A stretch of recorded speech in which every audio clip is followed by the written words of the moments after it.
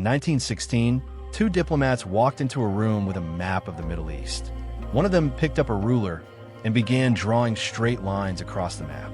Those lines would become the borders of modern countries like Iraq, Syria, and Jordan. But they would also create some of the most unstable regions on Earth. Today, conflicts stretching from Israel to Iran may trace their origins back to that single moment. To understand why the modern Middle East looks the way it does, we need to go back to the fall of an empire. For more than 6 centuries, the Ottoman Empire dominated the political landscape of the Middle East. Founded around 1299 by Osman I, the empire gradually expanded outward from Anatolia into southeastern Europe, North Africa, and the Arab world.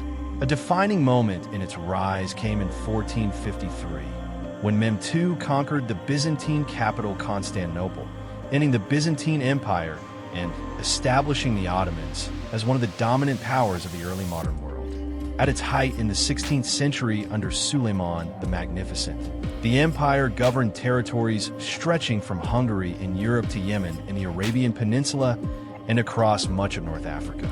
Yet the Ottoman Empire was not a nation-state in a modern sense. It was a vast imperial system composed of many ethnic and religious communities. Turks, Arabs, Kurds, Armenians, Greeks, Jews, and many others lived under Ottoman rule.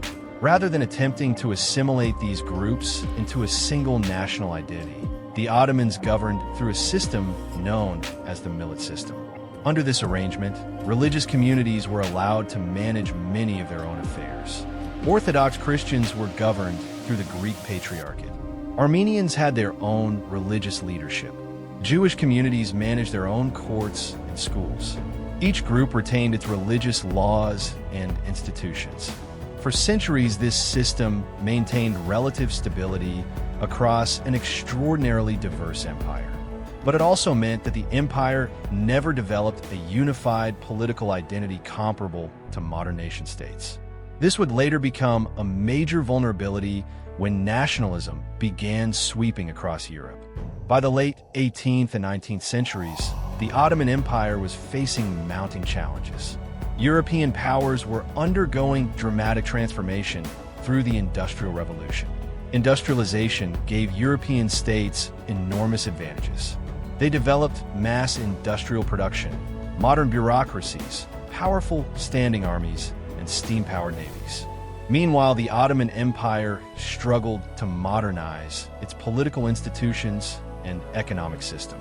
European economic influence began penetrating deeply into Ottoman territory.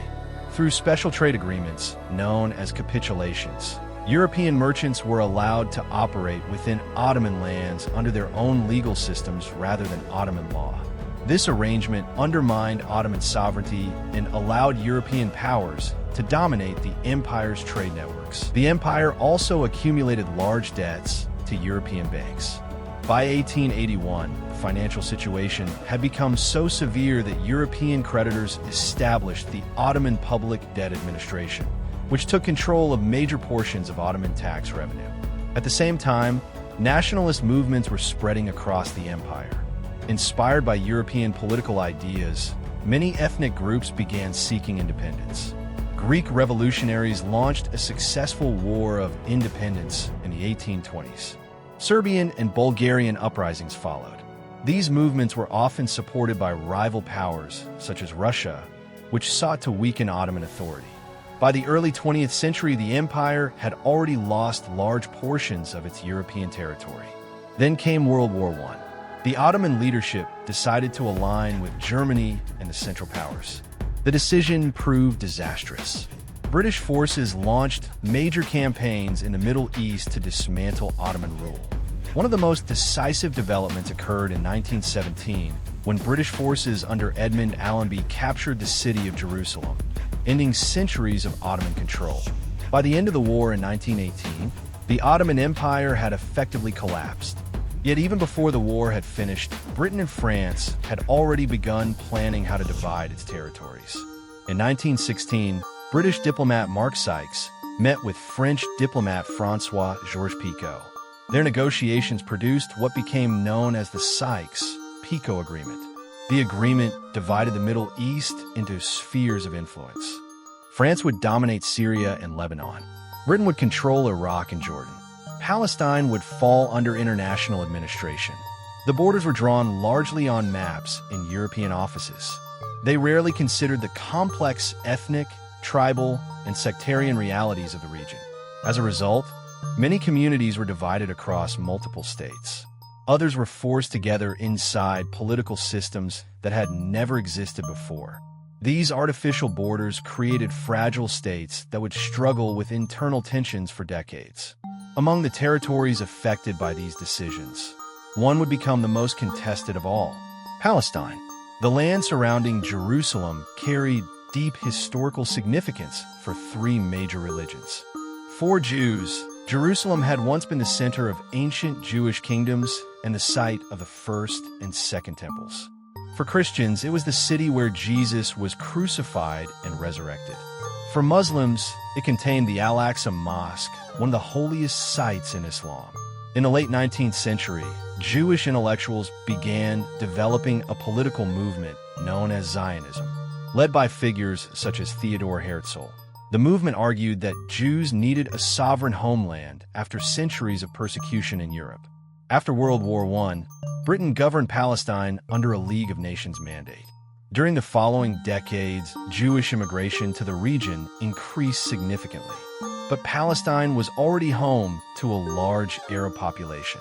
Tensions between communities escalated. Violence broke out repeatedly during the 1920s and 1930s. Then the catastrophe of the Holocaust during World War II transformed the global debate. 6 million Jews were murdered by Nazi Germany. In the aftermath of the war, international support for a Jewish homeland grew dramatically. In 1947, the United Nations proposed partitioning Palestine into two states, one Jewish and one Arab. Jewish leaders accepted the plan. Arab leaders rejected it, arguing it unfairly divided the land. In 1948, Israel declared independence. Within hours, neighboring Arab states, including Egypt, Jordan, Syria, Iraq, and Lebanon, launched military interventions. The First Arab-Israeli War had begun. Israel survived the conflict and expanded its territory. But the war also displaced hundreds of thousands of Palestinians, creating a refugee crisis that continues to shape regional politics. Decades later, another dramatic transformation would reshape the region once again. In 1979, the Iranian Revolution toppled the pro-Western government of Iran. The revolution brought to power religious leader Ruhollah Khomeini, who established the Islamic Republic of Iran. The new government adopted a strongly anti-Western ideology. It viewed Israel as a regional rival aligned with the United States. Over time, Iran began supporting allied militant organizations across the Middle East, particularly in Lebanon, Iraq, and Gaza. Meanwhile, Israel strengthened its alliances with Western powers. Today, the rivalry between Israel and Iran extends across multiple regional conflicts, from Lebanon to Syria to Iraq. And at the center of this geopolitical landscape lies one of the most strategically important waterways on Earth, the Strait of Hormuz. Nearly 1/5 of the world's oil supply passes through this narrow channel. Because Iran borders the strait, it possesses the ability to threaten global energy supplies during major crises. Even the possibility of conflict there can send oil prices surging across global markets. More than a century after the collapse of the Ottoman Empire, the map created by European diplomacy continues to shape the Middle East. The borders drawn during the Sykes, Picot negotiations created modern states. But they also created deep structural tensions, ethnic divisions, sectarian rivalries, and unresolved national questions. From Jerusalem to Tehran, and from the deserts of Syria to the waters of the Persian Gulf. The consequences of that secret deal are still unfolding today.